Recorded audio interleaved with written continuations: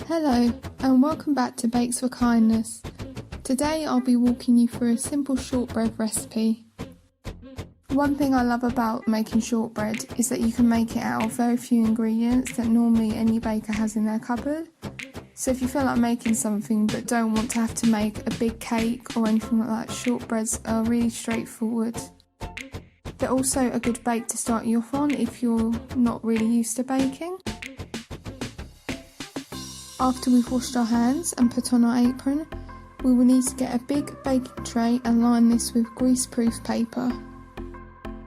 You will also need to preheat your oven to 170 fan, 190 for a non-fan oven or gas mark 5.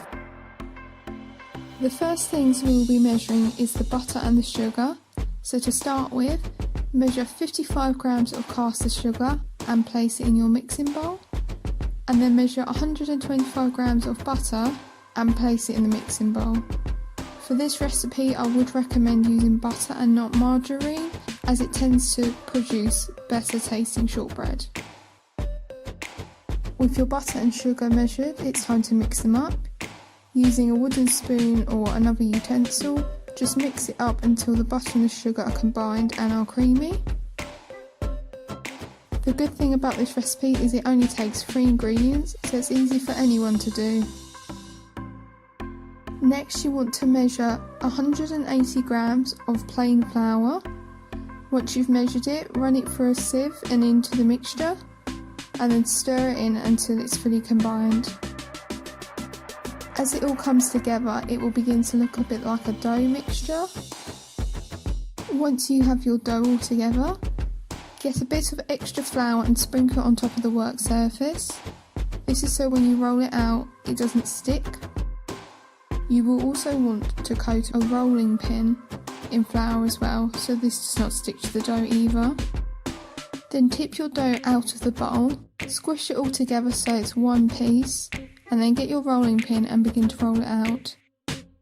You'll want to get it so it's roughly 1 centimetre or half an inch thick.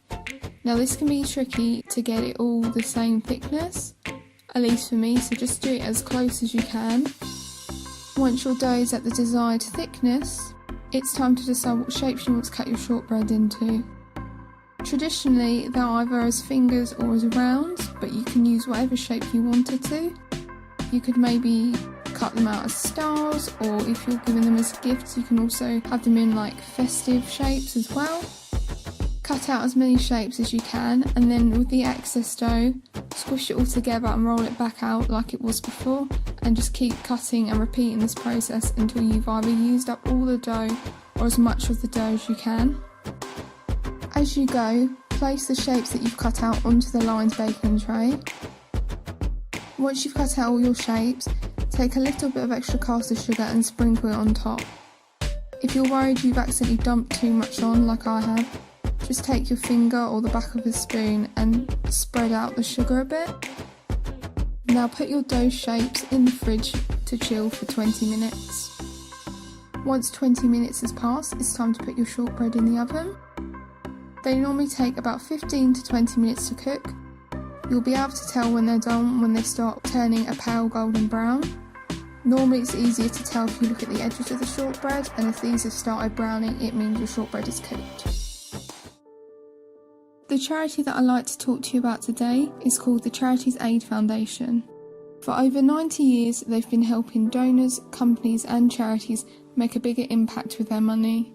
They want to make giving go further, so together they can transform more lives and communities around the world. They're running an emergency fund to help people who have been affected by the coronavirus. They are also responsible for running Giving Tuesday in the UK. Giving Tuesday is an initiative to encourage others to give to charity one day a year.